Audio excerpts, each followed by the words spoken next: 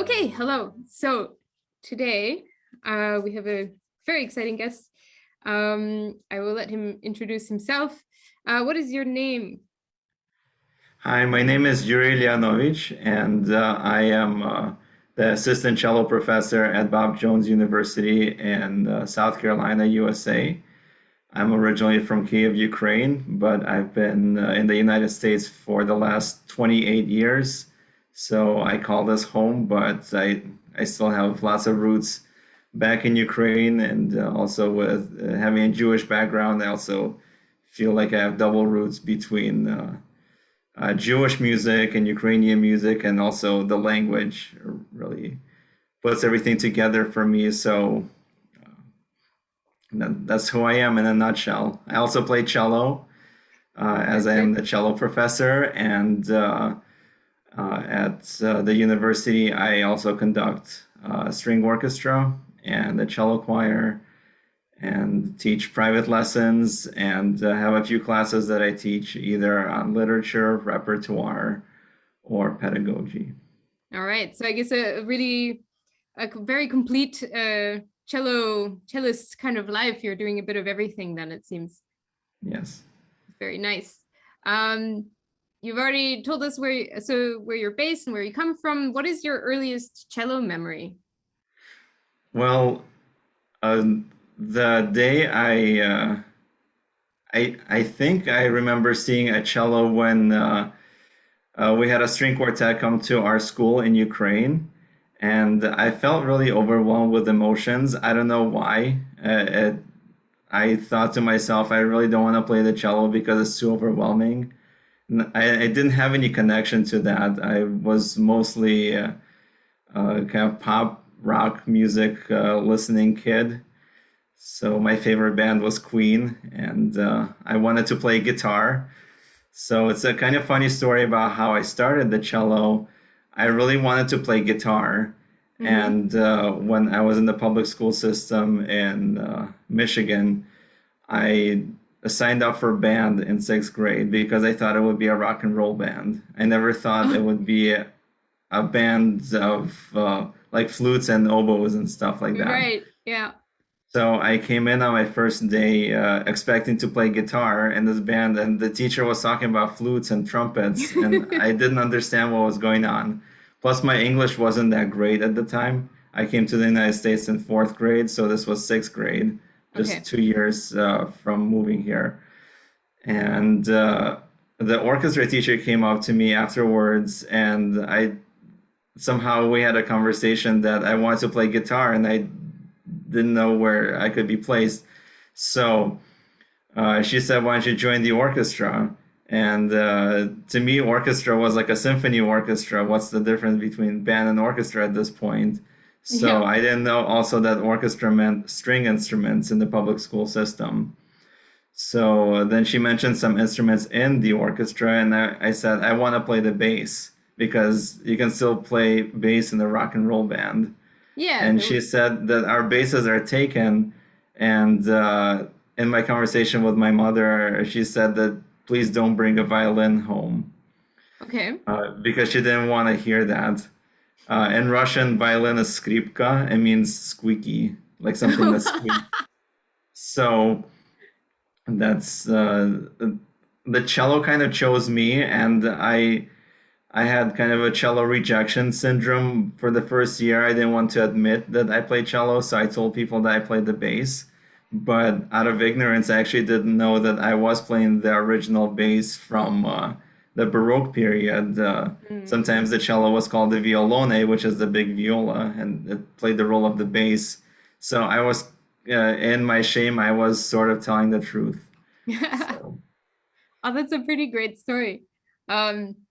So I suppose, do you regret the decision? I don't regret the decision. And actually, another funny story is that my dad didn't believe that I could read music. He thought I was making things up because my parents weren't really musically trained. So one day I invited my substitute orchestra teacher for lunch with her then fiance, and she brought the Russian Sailor's Dance by Glier, just a cello part.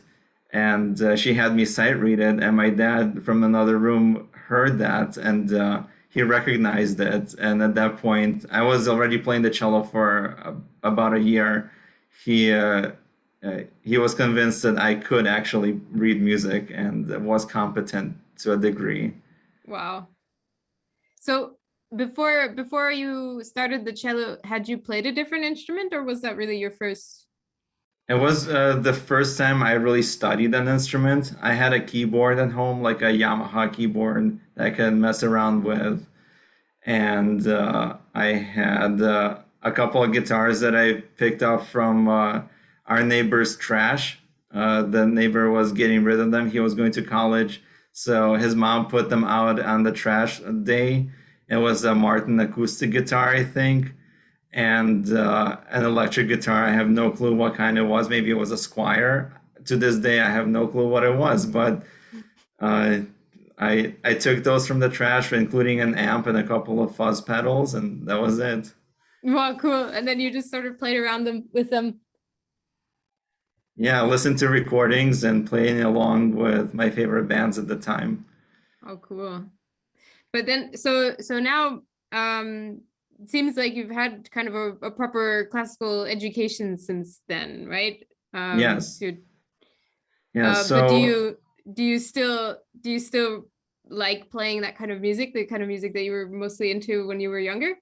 well, I don't have any guitars, so I actually don't do that on those. But I feel like being in our culture right now, it's impossible to get around. So I mean, I don't go playing rock on purpose, but definitely in my compositions, you can feel that influence from my childhood. Wow, cool. So that was going to be sort of my next question is what kind of music do you compose or arrange? What are sort of the favorite things that you like to do? The kinds of ensembles that you write music for, that sort of thing.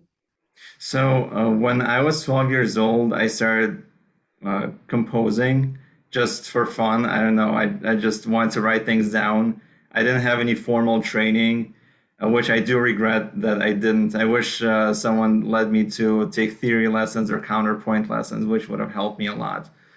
But I was a pretty enthusiastic kid, and I listened to a lot of music. Like, I actually had an LP player, and my teacher gave me LPs to listen to, videos to watch. So I probably knew most of the violin rep before I knew most of the cello repertoire.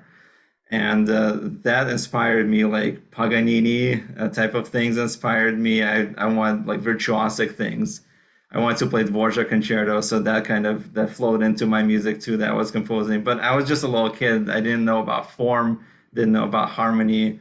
So by the time I was 18 years old, I composed 30 cello concertos. But Whoa. yeah, but it's not Yeah. something I would go around playing now. But I think by the time I came into studying composition in my sophomore year in college, which was also in Detroit, I felt like the closest kin I had was Shostakovich, Soviet music. I think I was into his symphonies at the time. Also, my favorite composer at the time was Tchaikovsky. So I feel like there was a lot of that kind of influence. Also, klezmer. I played in the klezmer band from I think I was 17, self-taught on clarinet. So I played in a local klezmer band. So there was that kind of influence. So the first composition that I composed in my composition lessons was a solo clarinet work. And the only reason I didn't compose a solo cello work is because our assignment was to compose a piece for an instrument that we don't play. That's not our like main instrument. Yeah. I played the clarinet, but there's no way I could play that piece that I wrote. And it was Okay. kind of like a long two-part cadenza called A Wandering Klezmer, which I think you might be able to find on IMSLP. I don't remember if I've removed it, but I've heard one person send me a recording of it, which was really great.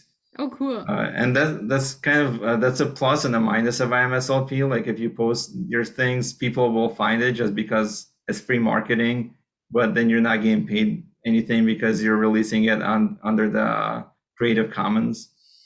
Right. But it was really fun to listen. So I feel like the pieces that I composed during that time have a really heavy Shostakovich influence, and also a little bit of Brahms. The piece that I play often is called Sonatensatz. And people think it's I'm playing the famous Brahms Sonatensatz, and I have to say that no, it's my own that I Yeah, wrote in 2013, and it has lots of counterpoint in it. It's very colorful, lots of techniques for both the piano and cello, but it's got that kind of post-Soviet sound. cool. Yeah, and the latest piece I composed actually was last year in November, and it was kind of a second part to a piece I wrote actually 10 years ago called Solomon. It was the 5 scenes from the life of Solomon, and I thought that I would revisit that topic and do 5 scenes from the Ecclesiastes, from the Koheleth. So the piece is called Koheleth for solo cello, and I use lots of extended techniques. Probably not as many as someone like Xenakis, but Right. still it's extended for me. And I try to just get into the music world at large. There's a little bit of raga in there, a little bit of minimalism, so kind of a throwback to Philip Glass. I think it's the third movement is kind of like in memory to one of the songwriters for the band. I can't think of it right now. It's basically I Want to Sing to the Bottom with You. I forget the band's name, but their lead singer and composer died last year, so it's kind of in memory for him. Okay. Yeah, we'll Uh, write it in later. yeah, yeah, and also one of the movements is just straight up via hafta that you have to sing at bar mitzvah. You have to learn that, so it's just that straight up chant. So Wow. it's fun. It's a lot of it's kind of a collage piece in that way. That's a lot of different influences. So I guess would you say that that's typical of the kinds of things that you've been writing lately, that you really draw from all these different types of cultures, and also your musical knowledge now? You've obviously Yeah, studied and learned a lot more than you knew growing up. yeah, yeah. Um, I really enjoy all kinds of music. I'm not the kind of person that goes into I'm only going to listen to this era of music. And almost inevitably, if I go into that, I feel like it's work and I have to step back. okay. And for you, composing, is it then something that you really do for fun? It's something you really enjoy? Yeah, it's definitely for fun. I am not expecting to get paid for it. It's mostly what I do personally. I've taken a couple of commissions, but most of my commissions are for arranging. Mm-hmm. I guess we can talk a little bit about that. The biggest challenge I've ever had with arranging, it was my first time arranging for trombone. Okay. And my friend Massimo La Rosa, back when he was principal trombone at the Cleveland Orchestra, came to me and gave me a list of pieces that he really wants to play on trombone. And I didn't know the first thing about the trombone. I mean, like I knew sort of from orchestration class that they have some positions and they uses harmonic series. Yeah. But it's a little scary because you think, oh, is this too hard or is this too easy? And then you think it's going to be too hard, and the person says, no, that was too easy, and then you think, oh, this is pretty easy looking, and then the person says it's impossible to play. So one of the first things I arranged for him was the Barber of Seville Overture, which is the Cool. first track to his debut album. And I love that collaboration because he taught me a lot through the editing process. He was an editing fiend. Just I would send him a first draft, and he would say, "This is we're not even close. We need to edit this the way I want it." And even in the recording, he still was changing things, and then sent me the recording and said, please change things the way I changed them Wow. To reflect the sheet music. Right, right. My latest project is a little bit bittersweet because one of the horn players from the National Symphony contacted me, Bob Reardon, and this was about a year ago. He really wanted to play Mondscheinmusik from Capriccio. And I wasn't sure if it was in public domain or in copyright, because Strauss is a little bit odd between the countries. And to be on the safe side, I asked him to contact Boozy and Hawks to verify if that's in public domain in the United States.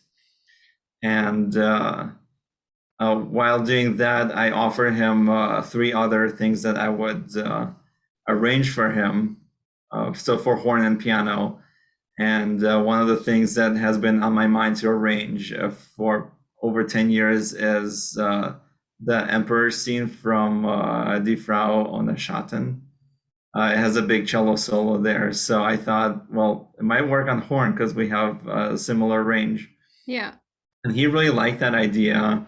And also I arranged the trio from the Rosenkavalier, which also has been on my mind to arrange for cello. And so I love that kind of, over the top romantic music. And yeah, I'm probably going to end up playing that myself just because I love that so much. It makes me cry, that trio.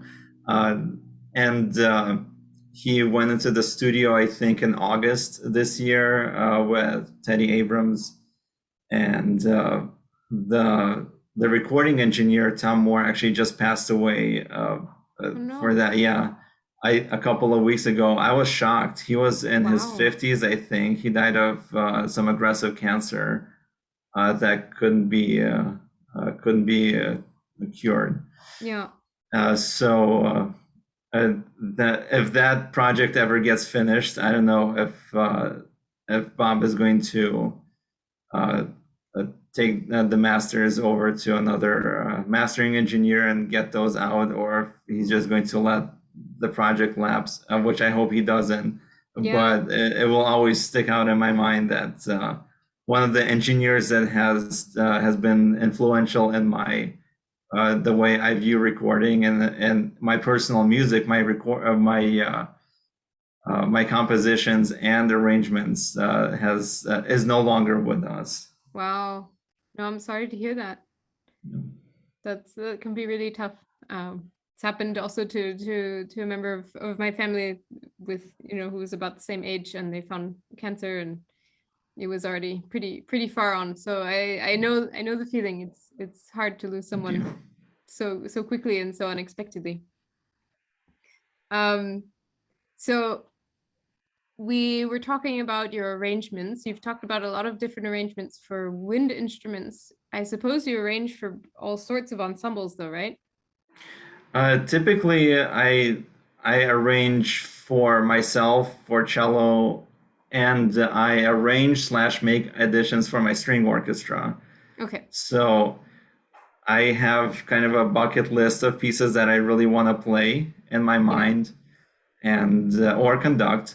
And I usually, out of necessity, I sit down and arrange. Last year, my orchestra played a Haydn Symphony number 50. And it's one of my favorite symphonies. When you talk about Haydn symphonies, people want to say 104 or the Surprise Symphony, right? Or the Miracle. I love those too, but I have a special place in my heart for the 50th Symphony. Mm-hmm. And I arranged that for string orchestra, which was a little bit of a challenge to put the winds in. Okay. Into the string parts, but it worked. I felt like it was a pretty good arrangement. And also about a month ago, I played Haydn's D major concerto with my orchestra. Yep. And unlike the C major, where you can just remove the wind parts and everything sounds great, you can't do that with the D. So I had to actually kind of mess around with those wind parts. So my main ensemble that I arrange for is my string orchestra. I really enjoy, and also additions for them. But as far as arranging, cello music, I do that for myself or for my students, just based on the things that I either think that they're going to learn a lot from with my students, or things that I'm really passionate about. Okay, Like I was so talking about the Rosenkavalier, or right, usually the slow romantic things. That's what I arrange. that's what you like. That's what you arrange. That makes sense. Yeah. And the string orchestra that's at the university then. Yes. Okay, cool. Also, cello choir. Last Yeah. year we did a whole program of my arrangements. What was it? I think we did a Romberg sonata that's Oh, originally for two nice. cellos. That was fun. I didn't have to arrange too much of it. We did Joaquin Neen's Granadina. Hmm. That was popularized back in the 1920s and 30s by Yanigro. I forget who else. I think Casado also played Granadina. So that was a pretty famous cello piece 100 years ago. So I arranged it for five cellos. Beethoven Turkish March, things like that, popular Yeah, things. yeah. Respighi. So I arrange those. I sell those arrangements either on my website or on Ovation Press. Okay. All right. Um, well, I have a bunch of different questions, but you mentioned the editions earlier, and one of the things I found fascinating looking over your website was your discussions about editions, and also the fact that you create your own editions. I'd never even thought of doing that. Um, but what interested you in making editions? Why have you chosen to do this? So my first, or one of my first big editions that I made was about 4 years ago, and it was for practical purposes. I wanted to see an edition of Saint-Saëns' Second Cello Concerto written on a regular staff and not on a grand staff, Okay. because I felt like that was stopping many cellists from learning it, because your eyes have to just go back and forth between the treble and the bass staff. So I made that, and then I revised it a couple of times because some new sources came up that I could find, and mainly the manuscript sources. So I revised that. Also, I made my own Schumann Cello Concerto edition, and that was specifically for my performance, because the only Ortex edition available that's decent is from Breitkopf Ortex, and that Mhm. has Heinrich Schiff's fingerings. And Okay. anytime I see fingerings and bowings, I want to follow them. It's just maybe the follower nature in me. It's difficult for me to get over that. And actually, I've run into some trouble with fingerings before when I was learning pieces. Like Rostropovich has a big hand, has a flexible Yeah. hand, and I was learning a piece that was written for him by Khachaturian, and I just couldn't get over that. So I had to take a step back and erase the fingerings and see what I could come up with. And that particular passage ended up being the easiest one for me. And that was like 10 years ago. But with additions, I've learned to see additions just like visually, uh, how they're laid out on the page. And I just want to make them both for myself and my students, and then what ends up happening is that my colleagues profit from them. Yeah.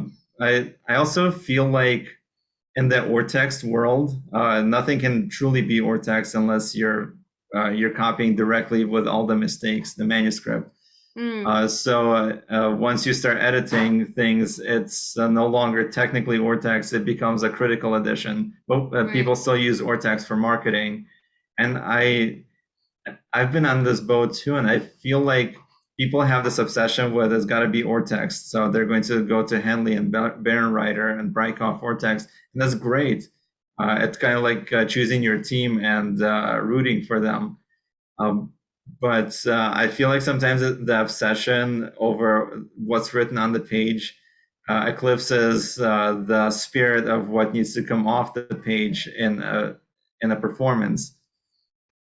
And I've also found that players just want to know what the right notes are, and they forget that there's more than just notes. Unless if you're dealing with Bach or Vivaldi, maybe it is just notes. But there's also the slurring issue in the Bach suites, right? So you can get into an argument over that.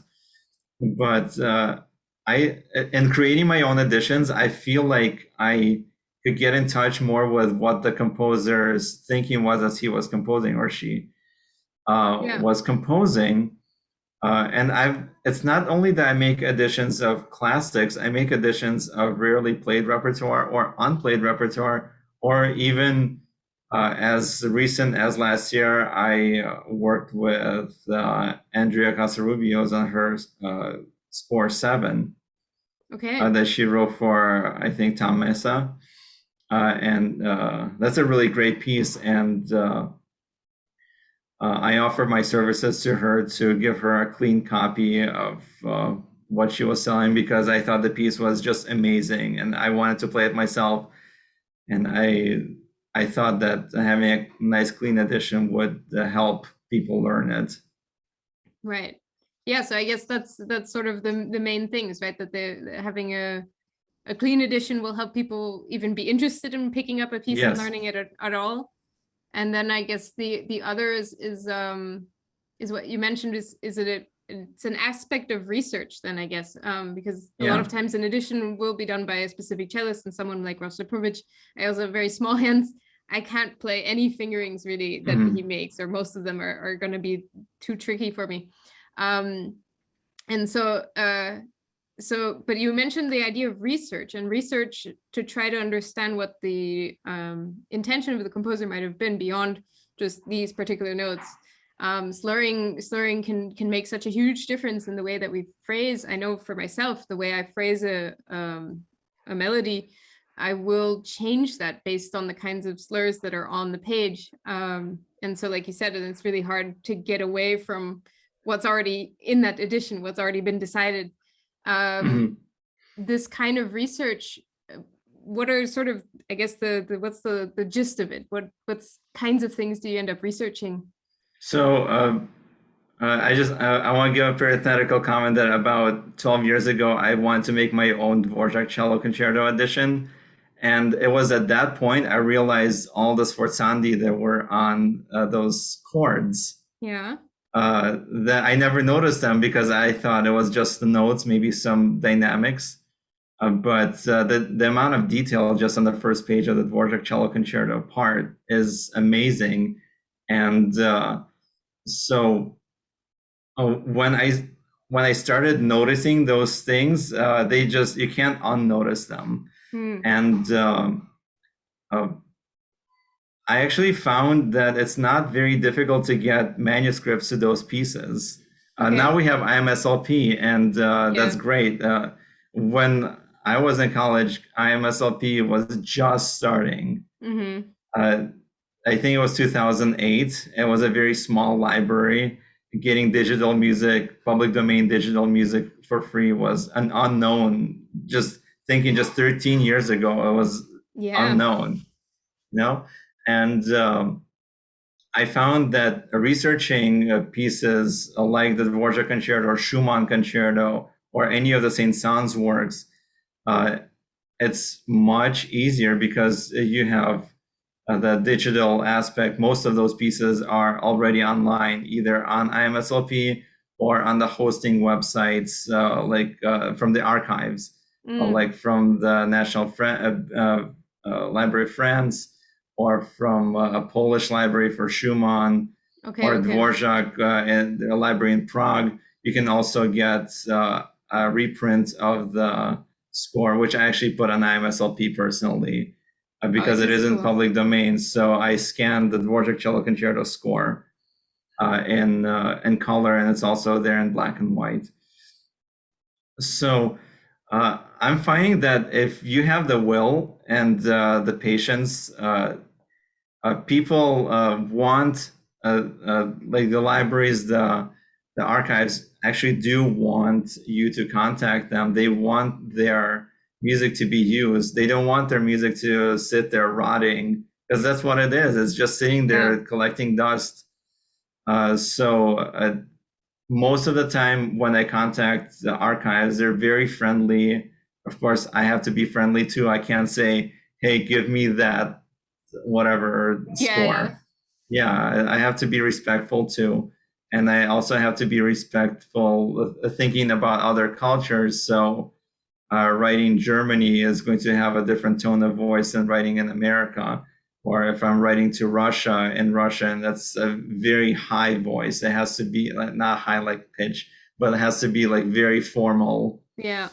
So I've learned to communicate with people on many different levels through the research process. And once you get a manuscript, you can't just say, "Oh, well, that's it. That's what the composer wanted," because another manuscript might be in that archive, or several hands, or you need to find out what the composer actually wrote as opposed to a copyist. Right. Yeah, and I suppose, I mean, like these things can also have been slightly different. So a lot of times, some of these composers were able to actually have their pieces performed.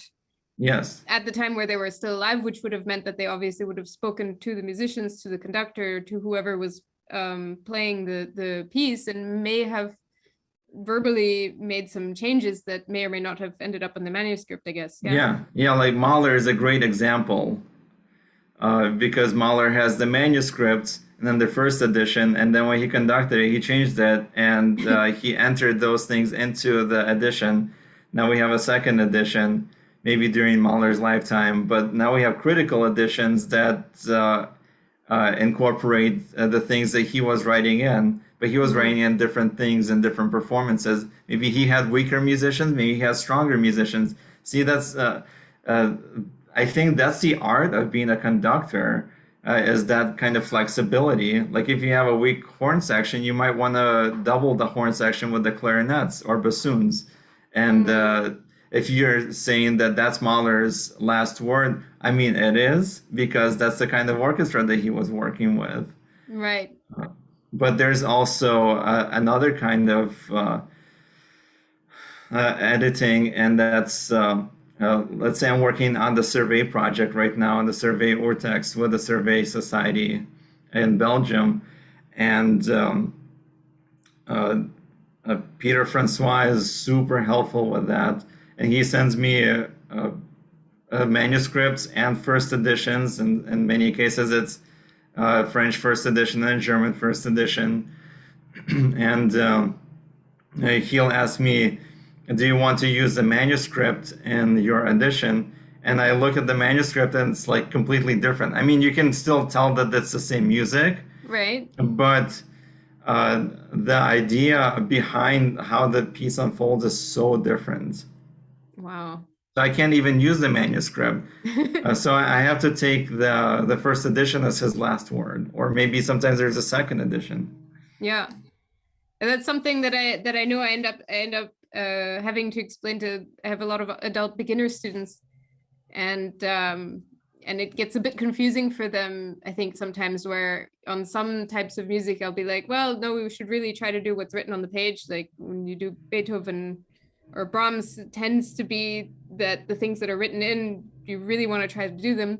Whereas when we're doing Bach, then we have all sorts of additions that they come in with. And then I'm like, well, we don't have to do it at all like this. We could also just do it some other way. And so then they find it kind of confusing, but that's often this idea of really looking into, okay, what kind of composer was this?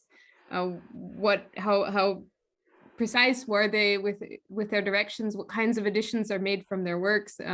Bach is always the big discussion, because we don't have an edition of his solo suites that's in his hand. But a lot of the other composers, especially also really modern composers, you tend to have to really be much more exact with what you do, because at that point they were really writing in exactly what they want. Composers today are very precise with their directions, whereas 100 years ago less, and 200 years ago even less. So I think that's where wisdom and discernment comes in. and the students have to understand that the teacher has more knowledge than them. And I do explain to my students this thing where even in Braval, like when I teach Braval sonatas, it's still a late classical period. The Opus 12 sonatas were written the same year as Haydn's D major concerto.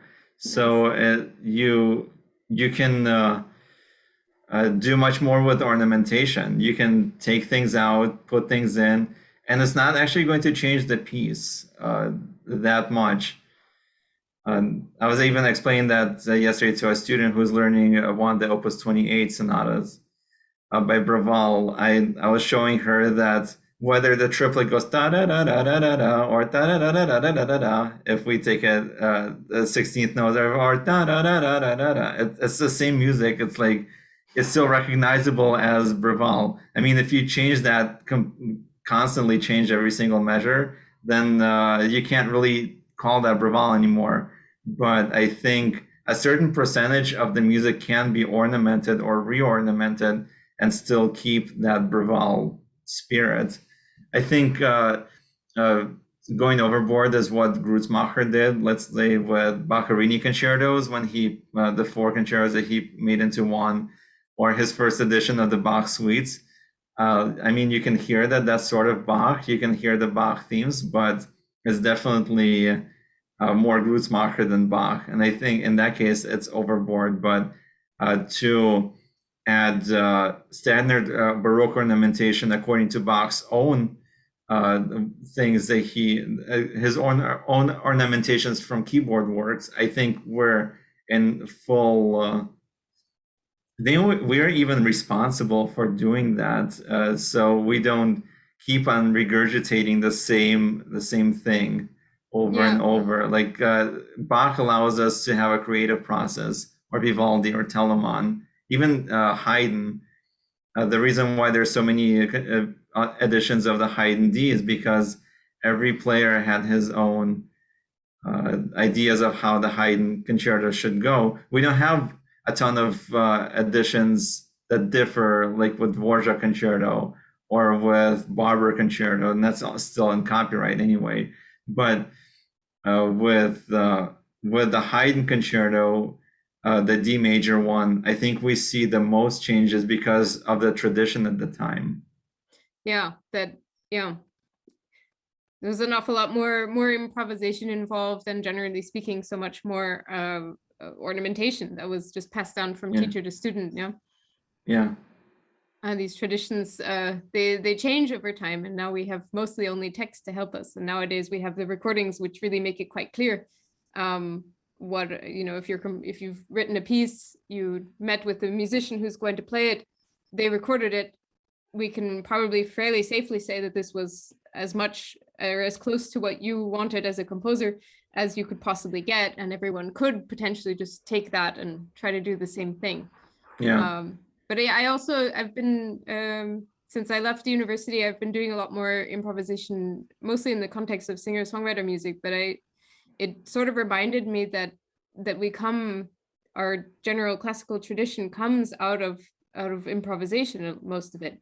And we've very much lost touch with that aspect of that. And I feel like, at least with the way that modern music is functioning, improvisation is kind of making a comeback in sort of a different way, but it is making a comeback into string players' education. And I think that's really important, that we learn that it doesn't have to be absolutely fixed the way somebody wrote it down at some point. We can be somewhat free in certain regards, as long as we respect still the style and the composer and the way that that music may have been performed at that time, or even we make a conscious decision to change it up completely and make something new out of it that's for today. I mean, especially the old music from stuff that's no longer under copyright in any respect. Why should we continue doing the exact same thing every time? Yeah, I agree. And where you will see more improvisation is with covering, like covering pop songs. Sometimes I'm shocked that a certain band is covering a song because it sounds so like this band, but to hear that they're actually singing a Beatles or a Bob Dylan song, Yeah. or even like a jazz classic, they make it sound like it's not a jazz classic anymore because it's their own voice. And I feel like in the popular realm, it's much more prevalent to speak with your own voice, but then when I want to play, like let's say Saint Saëns concerto, I have to look at the tradition of how it's been played for the last 130 years, which I feel like ties my hands behind my back a little bit. Yeah. Yeah. Because it would be quite a bold decision to decide to go against that. I suppose, and would have to have a time and a place for it. Yes. Yeah. Who would you consider some of your role models? Most, I guess, musically in some way. It doesn't have to be performers, though. I guess you have composers who are your role model. Well, I can say my favorite two cellists are Miklos Perny and Alban Gerhardt. Mm-hmm. They've a lot of the repertoire that I was really interested in college and in high school. They introduced me to that repertoire. Okay. Gerhardt's I love his sound. Yeah. It's so bold. It doesn't work on me. It doesn't. It looks like it's out of place on my cello, but I really admire that. And Perny, he's kind of like the Hungarian Rostropovich to me. He's Cool. played everything and then some. That's really nice. As far as my favorite current music, I just love French music from the turn of the century, all the way through like 1950s. I guess if I was honest, then one of my favorite pieces is not from that period, and that's Due to You's Cello Concerto. It's from 1970, I believe. But Yeah. anytime I take a long road trip, I have to have that. And I mean, I would never write a piece like that, and I'm afraid to even touch it with my cello. It's so I can't conceptualize it in my mind yet. I'm Yeah. immature for it, but I love listening to that. Or Caplet's Epiphany from 1923, I believe, maybe 1924. That's one of those Marceau de Concur pieces from the French Conservatory, but I love it. It's got rhythmic, just like exciting rhythmic things, a brilliant orchestration. So, or Saint Saëns, I mean, he's one of my current favorite composers. His suite, Opus 16, has been on the top of my favorite list since I was like 16 years old. Nice. So, yeah. And I actually made the first real edition of that piece 2 years ago. It's really hard to believe that people have been playing from the manuscript photocopies and having to pay like $500 to rent it from Boozy and Hawks. It's crazy. So that was one. Yeah. Another reason why I make editions is because I want people to spend less money on something that's decent. Yeah, spend less money. Don't spend more money. Don't go out. I mean, I can't make an edition of the Poulenc Sonata, which is like $90 now and still in copyright. But once it becomes in public domain in the United States, nothing is stopping me. If I can make an accurate representation of the piece using the latest research, I don't see why you would want to continue spending that much money when, I mean, you should not spend that much money on the public domain work. Yeah, basically. It's the bottom line, right? Yeah.